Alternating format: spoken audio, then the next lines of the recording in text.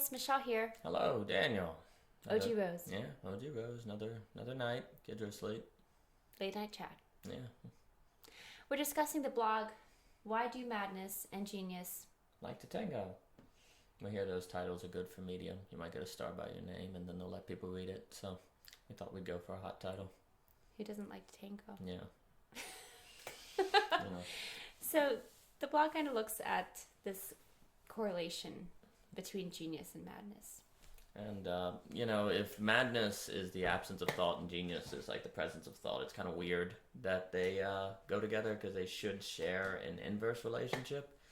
But, we go through it, and Nikola Tesla, John Nash, all these different people, that madness and genius tend to go together. And it really shouldn't be the case, and yet it is. So the question is why? Right. So, a lot of times people just think of, the person's just crazy, Mm-hmm. They've just kind of lost their head. Mm-hmm. Things got screwball inside. Right. But Daniel discusses a bit about how it's actually not that they've lost all rationale or, some sort of logic. It's like overblown. Yeah, like it's an overabundance of rationality. Yes. Like in the book A Beautiful Mind, which that movie was based on. Didn't follow the book very well, but it was named after. It makes this point where like people with schizophrenia, actually it's like an overabundance of rationality, like they're hyper rational. But we tend to think of madness as rationality breaking. The idea of it being like super logical and because John Nash himself said that, when he started thinking there were aliens and Soviet conspiracies, people were like, why do you think this? He's like, well, they come to me the same way my mathematical geniuses do, so I take them seriously. That the same process by which he solved some of the great mathematical problems was the same mental process by which these crazy conspiracies came to him. But it's kind of inconvenient for us, to think that it's an overabundance of rationality that causes madness, because that means that just, say, educating people or just making people more rational isn't going to necessarily make the world a better place. Rationality has to be put in some kind of proper bounds. It has to be organized by mental models, and what we talk about is that truth organizes rationality. What you believe is true is according to which you determine what is rational. If you think it's going to rain today, it's rational to bring an umbrella. But let's say it doesn't rain. Does that mean you're irrational? No, you were wrong, but relative to what you thought was true, it was rational to bring an umbrella. And the problem is that we assent to truths or determine truths not just by rational means, often by emotions, faith, experiences, other things like that. And it's almost like a lot of these geniuses, precisely because they're so super rational, they get underdeveloped maybe emotionally or experientially. And so then they don't have grounded truths to organize their rationality, and then it gets unbounded and causes a lot of trouble, causes the madness. Yeah. Well, I mean, if you recognize that somebody like a Nash or some of these hyper geniuses who were then called crazy were actually it was actually, like you said, this inflation of rationality, then it can be nerve-wracking, right? Like if you recognize that and admit that, because then it's like, well, isn't that our goal, to be like rational humans and teach people to be rational? That's right. And it's almost like, well, there's a risk, right? And maybe we'd be like, well, don't be crazy. We're not gonna overdo it, but it's kind of like momentum, right? Like if you're getting people on the like getting the ball rolling of them being like educated or learning logic and rationale, all of this, and ethics, all of these things, then it could potentially that ball could just keep going. Yeah, well, I mean, if you think all you need is rationality, well, then schools focused on, if there's no possibility of rationality going too far, then you design schools and society of which are there to make everyone more rational, because there's no possibility of that having a negative outcome, and it makes everyone crazy. Yeah. And look at the world today. Everyone's just kind of crazy. It's like everybody's really smart and insane. Yeah, pretty much. It's like, so, yeah, that's the risk. I mean, I think that's a great point. I mean, it sort of shows how, in recognizing this phenomenon of this, the mad genius, yes, it's a good check for us as to recognize the limits, the limits of Well, you have to change your school system. I mean, you Yeah, have well, to you do. integrate a creativity. You have to Yes. create experience. Yes. You have to actually Do the grounded stuff. You also Yeah. have to have a wider understanding of how different employees at work can add value. You know, Yes. you can't just, it's kind of easier to quantify rationality. You can get an IQ test when you start talking about, well, actually, you might want to integrate some right brain thinking in there that's difficult to test. So it has a lot of societal consequences once you take into account what David Hume called autonomous reasoning. That is reasoning that's rational all the way down, that doesn't need any outside methods of thinking or assent. Well, if that dream dies, the dream of autonomous reasoning, well, then society has to change, and things aren't so simple. Right. And furthermore, there's also kind of a dream that if we can get rid of societal givens, cultures, these traditions and different things, that people can be freer because they won't be bound. Because if rationality will take care of everything, we just need what binds up rationality to go away, which could be the family. But which threatens rationality because it binds it with traditions and old ways of thinking. Right. And in our minds, if autonomous rationality is possible, then that can't have a negative outcome. You can't have a negative outcome by getting rid of traditions and givens and different things like that, because they're going to liberate rationality. And if there's no possibility of rationality going too far, well, then there's no negative consequence of doing that. Right. But what these people, the mad geniuses prove, which is why they're probably existentially destabilizing, is that that is not possible. Yeah, that's correct. It is not possible. So we want to interpret the mad genius as someone whose rationality broke. The metaphor we kind of use as someone is they were so smart their brain broke.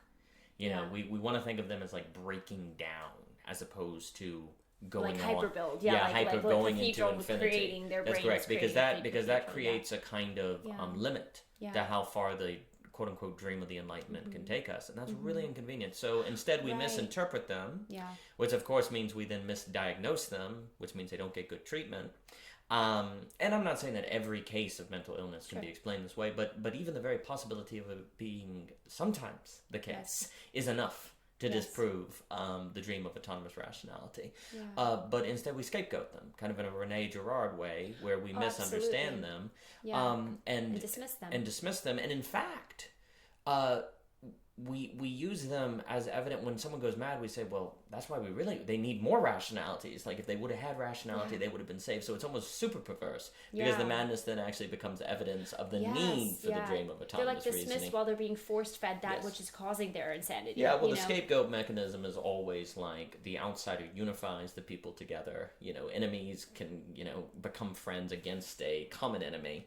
And that unifies the society together while simultaneously affirming that society, of whom the scapegoat may draw the whole enterprise into question. Like if you take Jesus Christ, Jesus Christ, if he's really the Son of God, all of Judaism has to change, and the whole system has to come into question. And so Jews or Sadducees and Pharisees that may not normally like each other can come together and kill Jesus, of which the act of killing him affirms Judaism, because we've come together to get rid of this threat.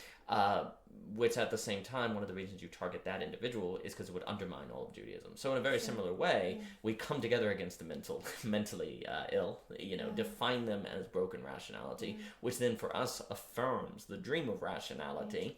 And then they just fit into our schema in a way that, is convenient for us and keeps them out. So it unifies us, gets rid of the possibility of rationality not being autonomous, and in that very act affirms autonomous rationality, and so affirms the way the society we have now operates and organizes itself. Yeah, definitely. Edgy question. Mental illness. When you say, like when we're talking about this, and I think everything you said was so good, what you just explained, if you think about some of these mad geniuses, a lot of times, and I don't know in detail, like when were people starting to be like, okay, they're crazy, or how did that kind of come about, that they were kind of diagnosed or identified as, going insane or something? I mean, that can get into the individual life of each person. But I want to say, like, does it have something to do with the fact that they were saying things that people didn't agree with? Well, that can be part of it. I mean, you do have the history. You know, Foucault talks about people being defined as mad who are inconvenient for the social order. Exactly. So I mean, there's a history of this. Sure. I mean, women were associated sure. with hysteria. You know, with the inconvenience. You know that women were mistreated. So madness has certainly been used as a label by which to keep together the social order. Exactly. And push out that. The point here is that madness has always been defined as a brokenness of rationality, as opposed to understanding the possibility of madness being a result over an overabundance of rationality, because that very possibility is what kills the Enlightenment dream of autonomous reasoning. But do you think they secretly know that, and that's why they want to push that person out? Because maybe they've actually thought about stuff that. Oh well, maybe they're this hyper rationality that they're creating in their mind is actually creating something that, I mean, maybe it's not right or true, but it should be at least considered, and nobody wants to consider it. Oh, absolutely. I mean, there's a long tradition. So are they in some ways admitting it that? Oh, in the act of kicking. Yeah, them exactly. Out. Well, that's why you get the state and the propaganda game and explaining why they're kicking them out, and you know, and then you're. Like, shouldn't they take them in closer? Because it's like, oh, you've like clearly had some sort of, you know, brokenness in your rationality, so we'll just kind of school you, if you will, back into like health, you know, good mental health, or I don't know, good framework. I mean, that's usually if we're talking Socrates. I mean, Socrates is given a chance. Hey, you know, if you stop, you know, going around corrupting the youth and just go back to the gymnasium, you know, hush hush, you know. And they even arguably pretty much said to Socrates, look, if you leave the town, we'll just let you go. We won't make you commit suicide. You know, he was given all these signals, and there's a long tradition. Machiavelli and I guess he wrote Philosophy in the State, on this idea that the philosopher is always playing a game of public and private, where if the philosopher unveils too much truth, then it could destabilize the public order, so they have to keep some things private. It's kind of like Dante talking about God as the sun trying to cover itself, where if there's too much light, the sun blinds you, but if there's too little, you can't see the sun, and so it has to cover itself. So likewise, God in his grace can't unveil all of himself at once, because it will destroy you. So there's kind of an idea in philosophy that you know, the philosopher has to find a balance between unveiling and keeping hidden, so it doesn't overwhelm. And the philosopher who doesn't do that is often given a chance to do a better job at hiding. But then if they refuse, they might get killed, or exiled, or kicked out, or different things like that. But I mean, to your point, if these people really thought rationality was broken, they would go, "Oh, we'll come in, we'll fix you." So why do they exile them? Exactly. Because they kind of just say, "Well, they're beyond help." You know, there's a kind of it's almost like the damnation. You know, they can't be helped. But of course, that's convenient, right? That's part of the mechanism that maintains the dream of autonomous rationality. Because if you brought them in to heal them when you found you couldn't heal them, because you're misdiagnosing it, you would have to recognize the faultiness of the project. Yeah, that's very true. Well, great, Daniel. Thank you for answering some of my questions and talking through it with me. So the piece is, you know, Madness and Genius Like to Tango. You know, you can find it at ogrose.com, and thank you for your time.